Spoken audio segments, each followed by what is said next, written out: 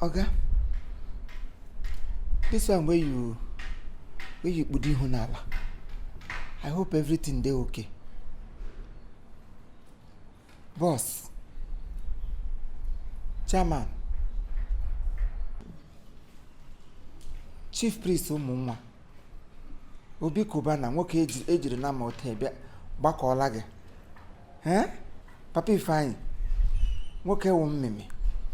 Boss, I brought good news to you. Machi, enwere new arrival na street eye. One girl I see this morning. Give me this girl ihe obunazi.